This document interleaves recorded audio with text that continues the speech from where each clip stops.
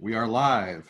Hello, everybody. This is the American Supply Association's Mike Miazga. I'd like to welcome you to another one of my ASA Town Hall interview series. Since the COVID-19 pandemic has started, we've been sitting down several times a month with ASA members to see how they've been navigating their businesses through these unprecedented times. And the last couple of weeks, we've shifted into more of a pandemic recovery mode to see how our ASA members are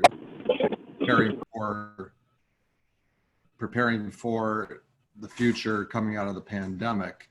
Now, joining me today, we've got a heck of a panel here, to say the least. Indianapolis, Indiana-based Economy Plumbing Supplies, John Strong is with us. And John, we don't have a 7-second delay here, so behave yourself, please. Yes, sir. From St. Louis, and by the way, John, a former ASA president. Tim Milford, Milford Supply out of St. Louis, Missouri, another former ASA president. Tim is an admitted St. Louis Cardinals fan, and because of that, you'll answer third for every question today. And last but not least, out of the Boston, Massachusetts area, Metropolitan Pipe and Supplies, Josh Brown, another great example of the great volunteer leaders that we have throughout our industry. Nice to see you, Josh. Good to be here, Mike. Thank you. To kick things off, instead of 90-day fiance, let's play 90-day pandemic. Give us a snapshot. We'll take March out of the equation. April, May, and June. If you want to give a number, you can do that. If not, good, bad, indifferent. How did April, May, and June compare for your companies? John? Economy Plumbing Supply is primarily repair, remodel oriented, both commercial and residential. Because of that, and because we were essential, and we were able to maintain a decent amount of business.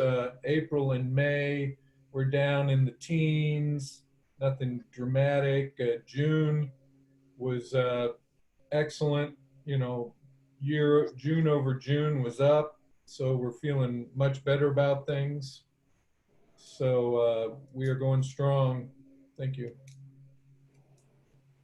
Yeah. Yeah. So I mean, I kind of MetPipe does the same kind of business John does, and also a lot of our customers are facilities, you know, the hospitals and the colleges themselves. So certainly April and May was down, you know, mid to low teens, and like John, June kind of has come roaring back and was up over last June. You know, I mean, the biggest change has just been all the, you know, different policies that we've put in place in terms of disinfecting, and you know, we're doing a lot more deliveries than we are doing pickups, and that used to be a big part of our business. Tim? St. Louis has been fairly flat, which is not to say bad, because I was afraid things were going to the bottom would fall out, but it hasn't. Home building, surprisingly, has been very strong. It's a very good home building market right now. Commercial, wrapping up a lot of stuff. We're waiting for a few things to take off still, but luckily the sky isn't falling anymore, and we seem to be maintaining. What are your customers telling you guys right now about their conditions? Are they still feeling the effects of it, or are, you know, running a parallel to you guys in terms of recovery? In Indianapolis, you know, people are more comfortable allowing the trades into their homes and into their buildings. It's actually kind of concerning the amount or the lack of concern that people have, and they seem to have completely forgotten about social distancing and those type of preventive measures. But the customers are very busy. We have a couple of showrooms in Indianapolis. We've opened those back up, and there seems to be quite a pent-up demand. And again, the people are allowing the remodelers and trade contractors into their homes. So that's good. The commercial market is all about selling anything hands-free. And if we could get more product, the sky is the limit there. So we shall have to see. Yeah, and in the Boston market, there was a lot of differing decisions on how construction sites would work between, Boston proper and all of Massachusetts. So there was some confusion in the beginning of who could really open up and who couldn't open back up. But, at this point, the job sites are open. There's got to be, a hand wash sink for every, 25 people that are there, limits of how many people can go in the elevator to get up on, on the tops of sites. So, there's definitely been a big change for our customers, but they're still busy. The delivery windows are a little tighter than they used to be. But so that's just made us get, a bit more efficient with our shipping department and, making sure that our manifests are put together properly and are actually executed. And we're the same way in St. Louis. It's we went from the curbside pickup only to now we are allowing 4 customers into the counter at a time, and that's seems to be working fine. We've had no complaints from any customers. If anyone, it's our own people that are more concerned, and that seems to be waning somewhat. We were requiring masks. Now masks are fairly optional, and you don't find many people that opt to use them. The social distancing is still pretty much in effect. We still have a limit of 4 people at the counter, but customers are being allowed into people's homes again. So the repair and remodel business is going fairly well. And the showrooms, like John alluded to earlier, there's a pent-up demand. Our showrooms have been very busy, and maybe that's because of people working from home. They decided, if I'm going to work here, I gotta have an updated bathroom. So, all in all, things have gotten much more back to normal. Have any of you experienced delays with getting product from manufacturers? And along those same lines, what's changed with relationships with manufacturers? How key are your relationships with those important suppliers? Well, rather than John go first every time, I'm going to throw you a curveball and let the Cardinals fan go first this time. So Tim, absolutely. Cardinals they start in third and they always move up to first. But the big delays, and I think John alluded to that earlier also, is anything hands-free right now is in big demand. The school districts are getting government money for bottle fillers, for drinking fountains, the amusement parks, the Six Flags of the world, they're ordering every touchless faucet that they can. And right now we are just begging for more product. So outside of the touchless items, I don't know that there's any shortage on shipping for other products, but it's certainly been a good thing for us in many respects, the demand, if we can get the supply. Yeah, the only real slowdowns I saw, certainly in shipping in general, things that used to be a definite 1 day or 2 day have moved to 4 days or 7 days. A few vendors had to shut down for a day or a week because somebody got coronavirus, and but the manufacturers reps and whoever the regional guy is that's local has been great in getting the message out there and making sure that things stay on task. So I mean, it's certainly different not seeing people come in the door every day, but I've been doing Zoom calls with different, manufacturers, and just kind of, they give us the state of their union basically. But no, like Tim, anything touchless has been an issue. But then again, some other vendors that weren't necessarily competing in the market before are getting an opportunity to, just because they have the stock. So, it's been interesting to see how some guys can capitalize on that. We ran into a little bit of trouble with, depending upon where the product was manufactured and if they had burned through a lot of their inventory, some of the inconsistencies, like with Mexican manufacturing, you know, they'd close, they'd open, they'd close, they open. So there was a lot of frustrations, and I'm sure the manufacturers were pulling their hair out with that. Another big concern is the more the express shipping situation. I talked to a friend at DHL, and he told me that on like international express, anything from the Far East, anything from Europe, you know, 60% of that shipping capacity was on passenger airlines, and none of that capacity exists now. And so the DHLs, FedExes of the world, they can't make up that 60, you know, the 150% more capacity. There just aren't planes, there aren't anything. So that's a problem that's not gonna go away. And of course, everything that's made in the United States has got components that are manufactured in the Far East or wherever. You know, they got a circuit board or something crazy that's just going to bite us all eventually. So I think that's going to be a long-term problem, at least for 2020. So we got to be aware of that. We learned in these town halls some surprising or odd items moving off of shelves. I know you guys talked about the touchless stuff, but you know, over the last couple of months, anything having to deal with a swimming pool on the remodeling side, cabinetry, and yesterday on the SWA virtual conference, Patrick Maloney down at Coburn's told a great story about one of the employees at a branch after a bad storm taking a simple photo of a generator, throwing it up on the Facebook page, and they sold you know, a ton of generators. Do you guys seeing any products move off the shelf that you kind of scratch your head at? Say, I didn't really expect that. I wish I did have a story like that. I don't. One of the things that, you know, everybody thought like the washlet bidet toilet seats would go crazy, but they put those things on allocation. So even if we did have a high demand, which we haven't really seen, we wouldn't be able to get them anyway. So, but no, I don't have any good sexy stories, unless you can consider bidets sexy.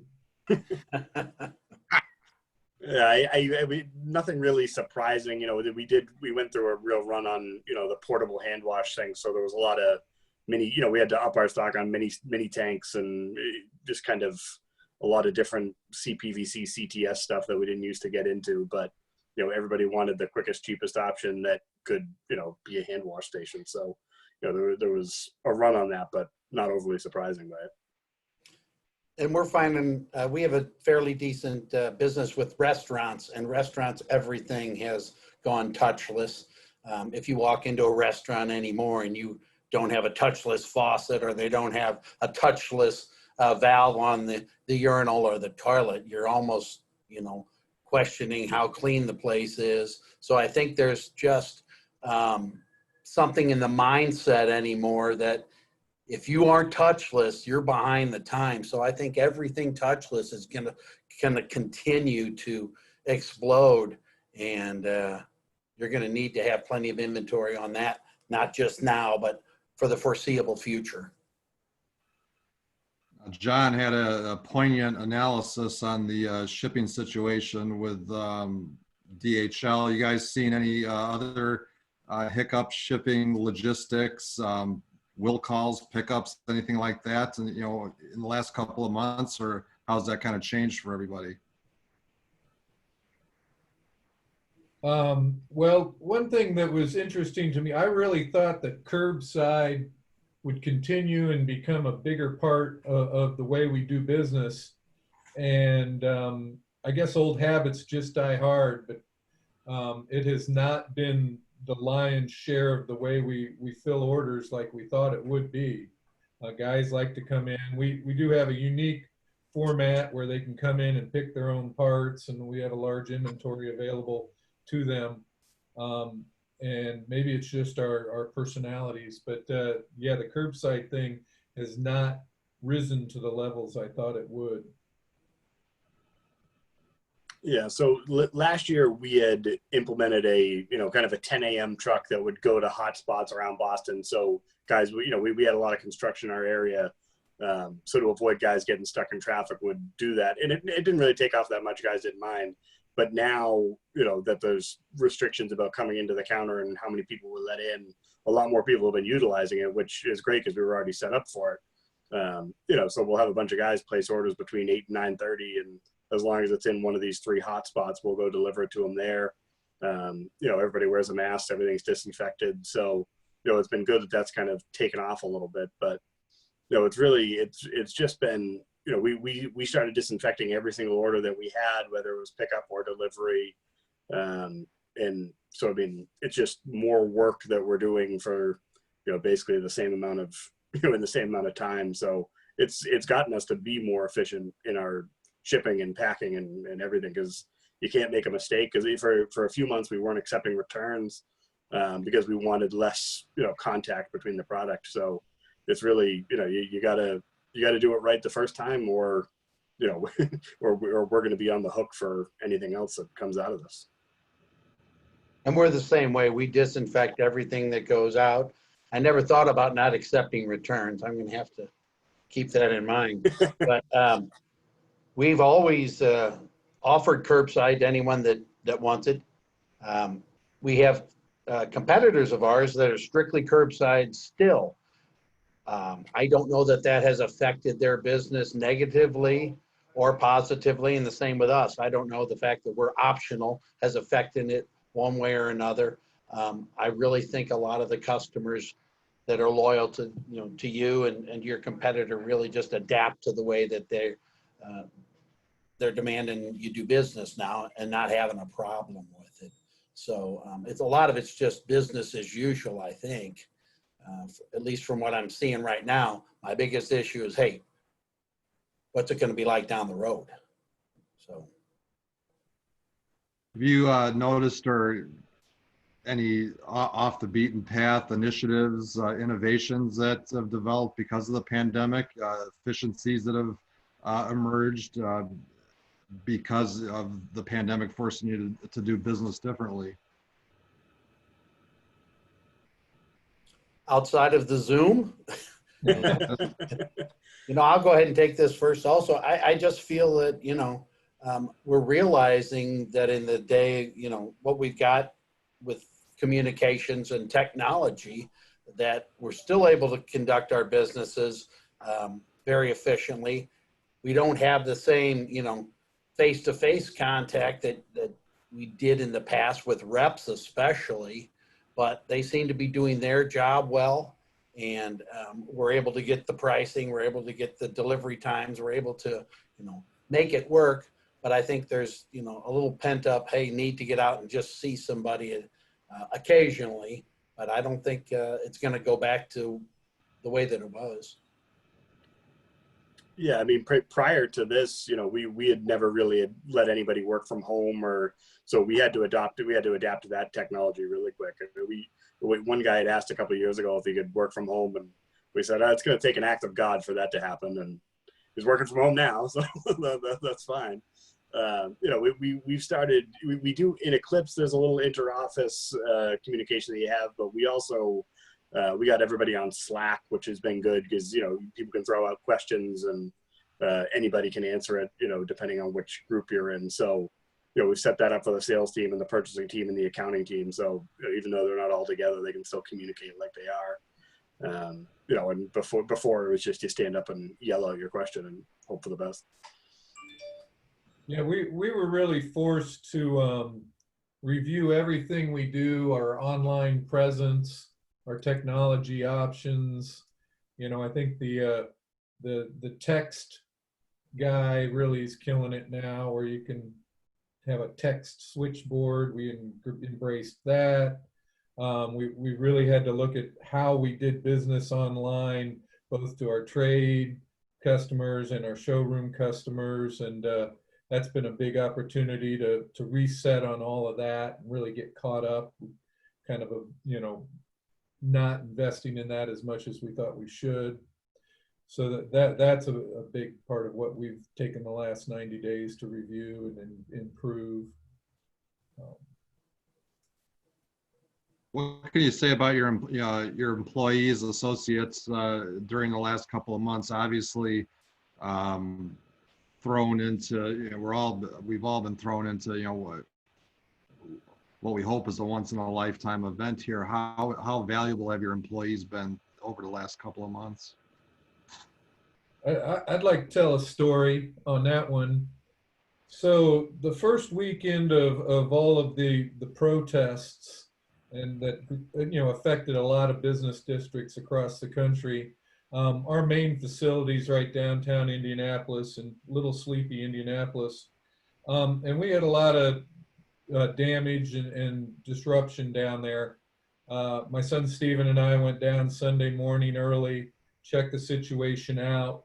We found that several buildings in our immediate vicinity were hurt pretty bad, and we had to make a decision. So we pulled the trigger and decided we better board this place up. We'd recently redone our showrooms. We got massive storefront windows and a 100-year-old terracotta facade.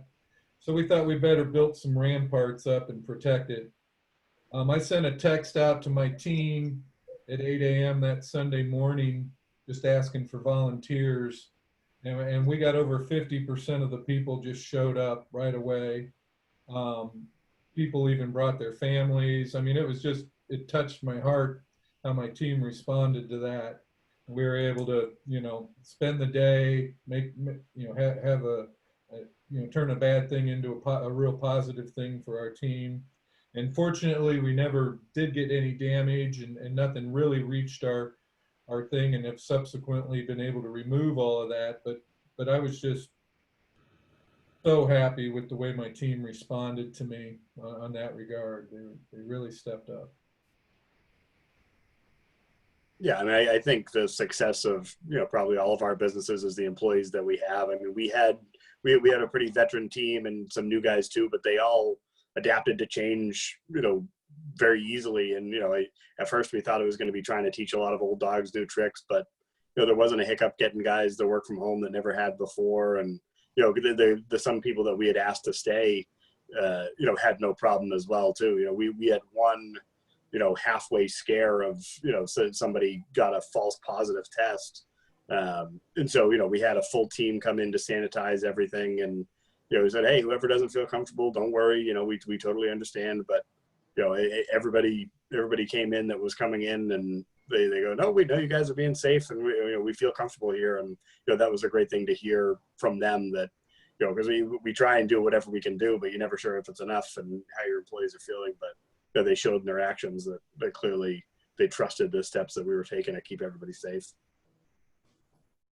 And along the same lines as Josh indicated, and John, it's the employees that make this business what it is. And the employees have stepped forward. I haven't had an issue with an employee. All employees, they're individuals, and some deal with it in one way and some deal with it in another. I've got employees that wear masks at work their entire time. I've got employees that don't. I've got employees that work from home, mostly salespeople.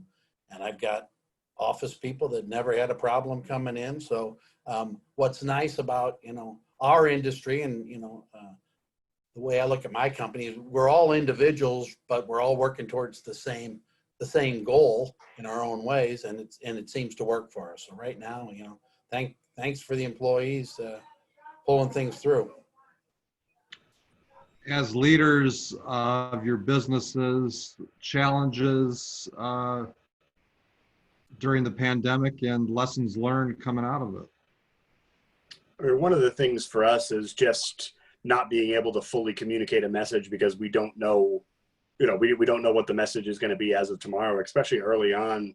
Massachusetts and Boston were going back and forth with different guidelines and different plans. And so would say one thing one day, and by the afternoon we'd have to change it. So, typically we like to have a concerted message that we've thought through and planned and really been able to implement. And so this has just been a lot more, thinking on the fly and making changes on the fly.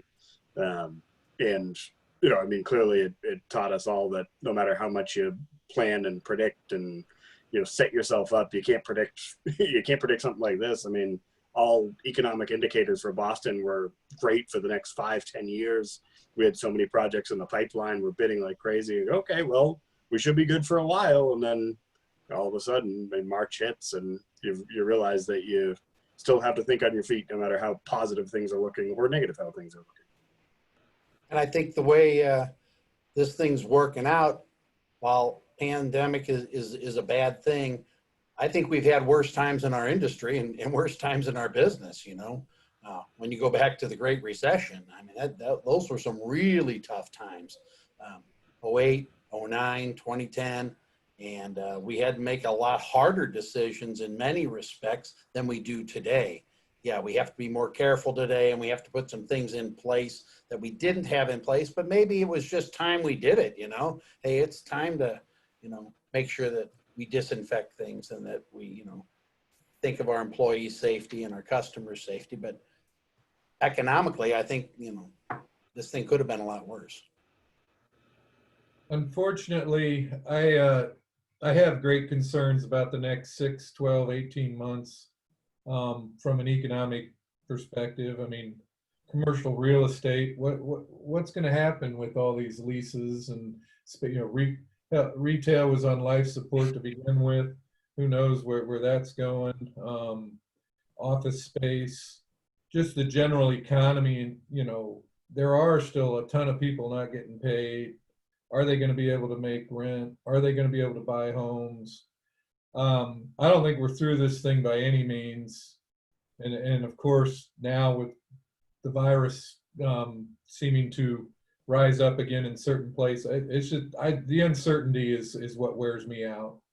Just absolutely wears me out. So we are focused, as Josh said, you know, every day you make a plan, it's gone. That March was crazy. Now we focus on keeping our team healthy and servicing our customers. That's just all we're focusing. You know, we keep doing that. Hopefully everything else will take care of itself. I've given up on the big plans. I don't know if they'll ever come back.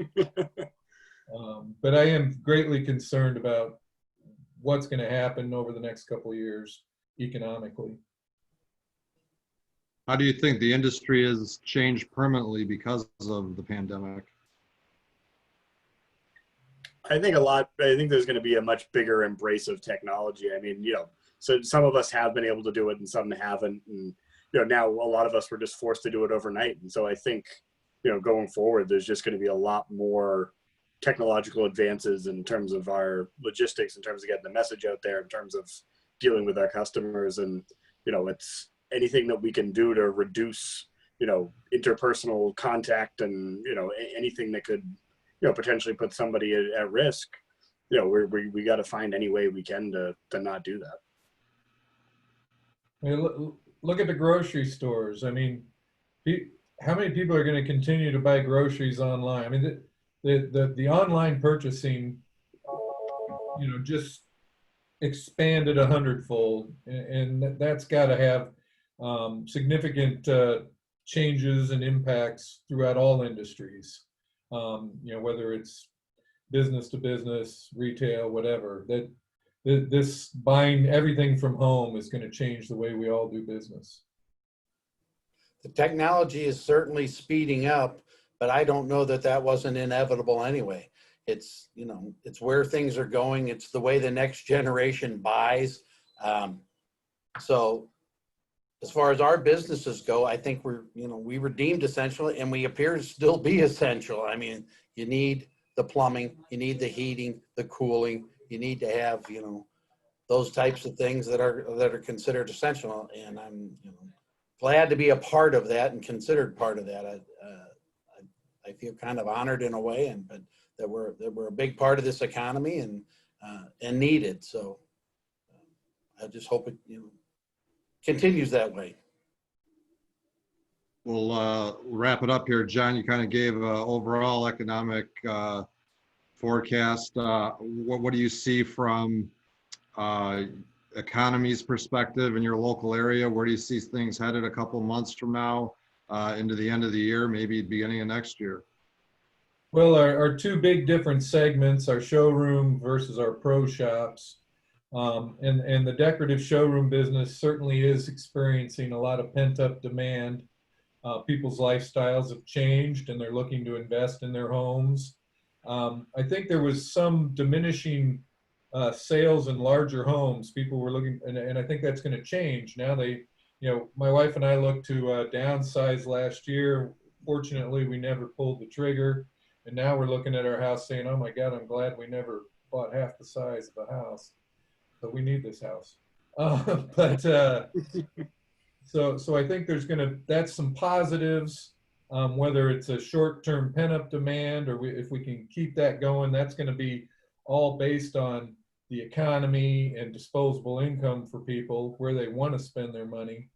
On the pro shop, somebody earlier said, this hands-free thing is going to drive a lot of business for all of us for a long time, because they won't be able to make enough of these faucets forever. So I think that's going to be a real hot segment. Hopefully some black swan won't come in and there'll be hands-free industry solely and take it away from us. So watch for that.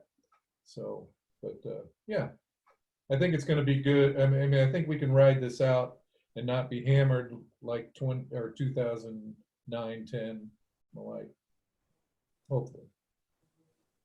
Yeah, I think there's been a real concerted effort to keep everything moving through this summer, and I can see this summer and maybe fall going well, but like John, I'm real nervous kind of after that, and especially in an election year, whoever the standing president is always tries to make it look good going in the election. So no matter, not to get political, but no matter who wins, I think there's going to be a dip in the economy afterwards. Like John said, a lot of businesses are filing for bankruptcy. A lot of people are on unemployment. I don't know where all the money's going, and it makes me nervous of where it's going to get spent on. And I think there's going to be a lot of empty floors and buildings around Boston. And so I think it's positive right now, and we have to try and ride it as long as we can, but also be as conservative as we can right now and not take our eyes off the ball just because things are starting to go back to normal kind of. I think we're going to have to still be really careful and cautious for this next year at least. And I feel that while we do need to be cautious, which I believe we generally are as an industry and as individual companies, I really feel positive about the future. I think something like this pandemic, we've risen to the occasion, and I think we've adapted very well. And we don't know what's around the corner, but I think if anything, it's opportunity. And we're going to continue as a strong country to, move the right direction. Yeah, there's going to be some pitfalls and some problems, but I really feel that the future is very bright for the country and for our industry in particular, with technology and innovation doubling in speed and continuing to grow rapidly. I didn't want to be completely doom and gloom. There are certainly some positive things that you see out there. Like John said, it's kind of the fear of the unknown of what's going to come next, and a lot of things don't look great. Gentlemen, another highly insightful session here. My great thanks to Economy Plumbing Supplies, John Strong, Milford Supplies, Tim Milford, and Metropolitan Pipes, Josh Brown. Dr. Chris Keel returns Wednesday, July 15th for another one of his ASA Economic Update webinars. Stay tuned for details on that and the debut of his weekly podcast series. Enjoy the rest of your day, everybody. Thank you, Mike. Thanks, Mike. Thanks, Josh. John. Thanks, guys. Everyone.